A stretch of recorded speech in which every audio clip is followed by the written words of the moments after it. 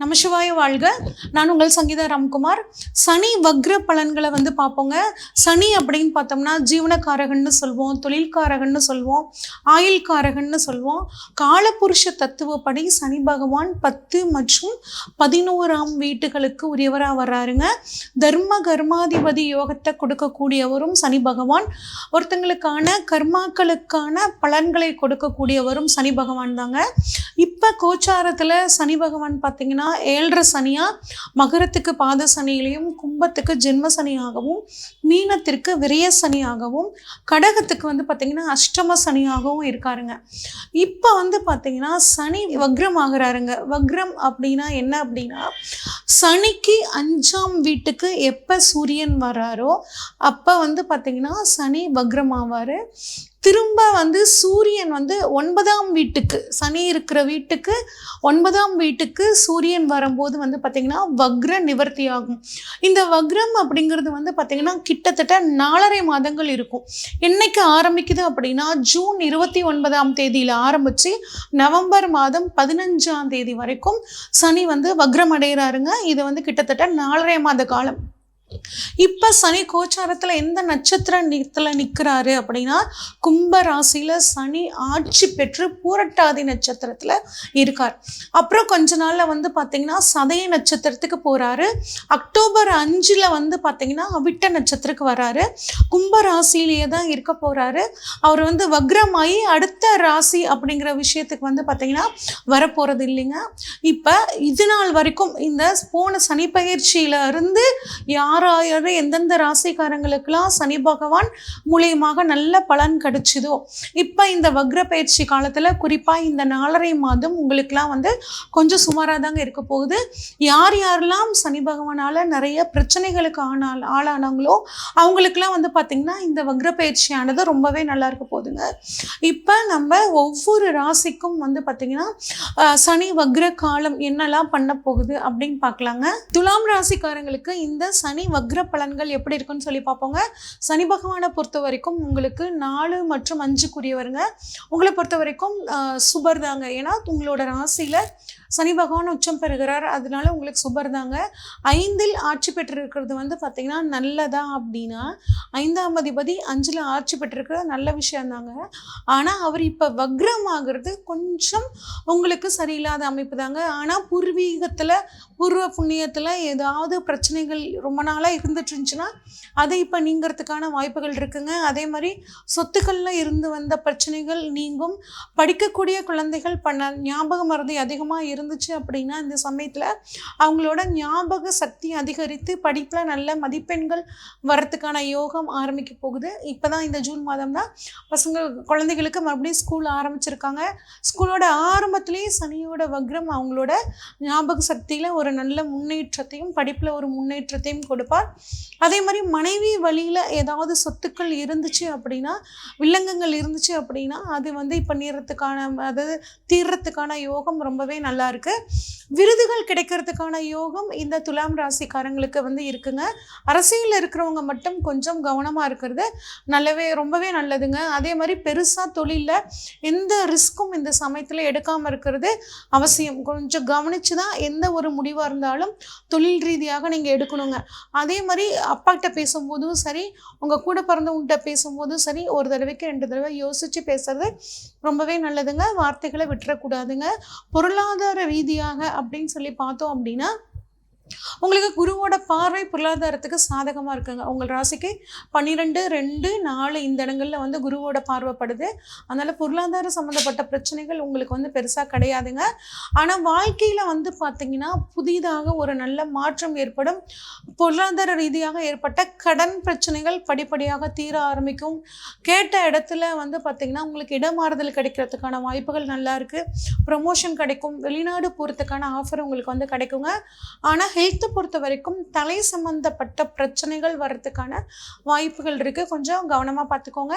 5ஆம் இடம் பஞ்சமஸ்தானத்தில் சனி பகவான் இருந்து இவ்வளோ நாளாக இனம் புரியாத வலி வேதனைகள் கொடுத்துட்டு இருந்திருப்பாரு.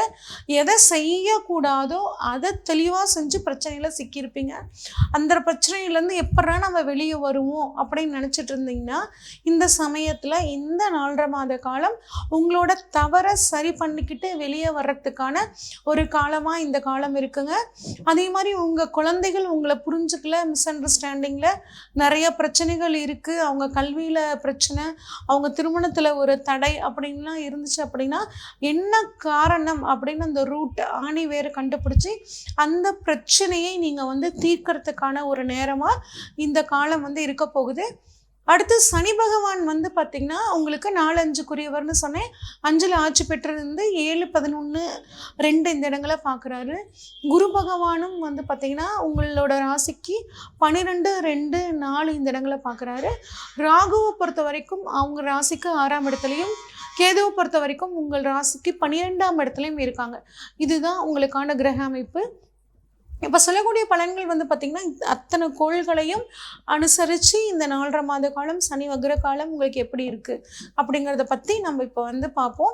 குறிப்பாக சனி உங்களுக்கு 3ஆம் பார்வையாக உங்கள் ராசிக்கு 7ஆம் இடத்தை பார்க்குறாங்க.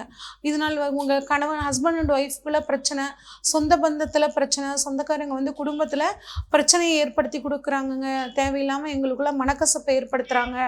இந்த மாதிரிலாம் இருந்தீங்க அப்படின்னா இப்போ இது உங்களுக்கு சாதகமாக மாறப்போகுது. பணம் கொடுக்கல் வாங்கல இருந்து வந்த பிரச்சனை தீரப்போகுதுங்க. அது மட்டும் இல்லாமல் எந்த ஒரு விஷயம்னாலும் கணவன் மனைவி மனசுக்குள்ள ஒருத்தர் விட்டு கொடுத்து பேசி முடிவெடுத்துக்கிறது ரொம்பவே நல்லதுங்க. டிவோர்ஸ் அப்படிங்கிற வரைக்கும் போகாமல் இருக்கிறது ரொம்பவே நல்லது. பேசுனீங்கன்னாவே பிரச்சனைகள் நல்லா தீரத்துக்கான வாய்ப்புகள் இருக்குது.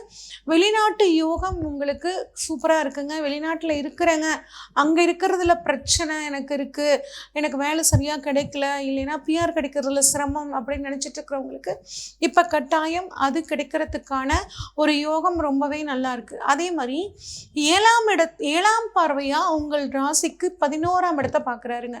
11ஆம் இடமான லாபஸ்தானத்தை பார்க்குறதுனால ஓரளவுக்கு பணவரவு நல்லா இருக்குது. ஒரு திடீர் பணவரவு வர்றதுக்கான வாய்ப்புகள் உங்களுக்கு இருக்குங்க.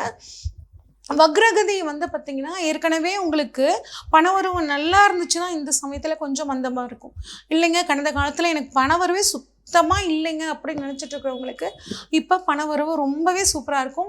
அதே மாதிரி 11ஆம் இடம் அப்படிங்கிறது மூத்த சகோதர ஸ்தானம். மூத்த சகோதரர்களுக்கு வாழ்க்கையில் ஒரு நல்ல ஒரு வேலைக்காக காத்துட்ருக்காருங்க, ஒரு பிஸ்னஸ் கிடைக்கல, அவருக்கு நல்ல ஒரு பிஸ்னஸ் அமையாமல் இருக்குது அப்படின்னு நினச்சிங்கன்னா அது இந்த காலம் உங்களோட ஜாதக ரீதியாக அவங்களுக்கு ஒரு சப்போர்ட்டாக இருக்குங்க.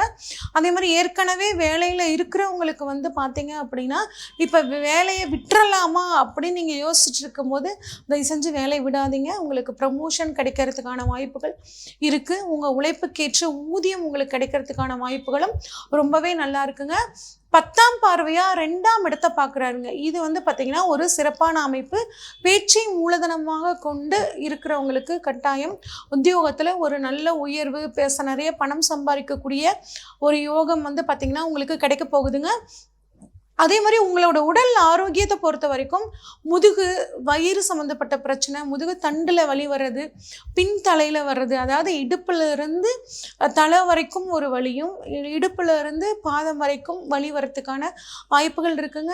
தகுந்த ஒரு எக்ஸசைஸ் பண்ணிக்கிறது, இல்லை ஒரு நல்ல டாக்டர்கிட்ட போய் ட்ரீட்மெண்ட் பண்ணிக்கிறது உங்களுக்கு ரொம்பவே நல்லது. அதே மாதிரி யாருக்காவது உதவி பண்ணணும் அப்படின்னு நினச்சிங்க அப்படின்னா ஒரு தடவைக்கு 2 தடவை யோசித்து செய்கிறது ரொம்பவே நல்லதுங்க.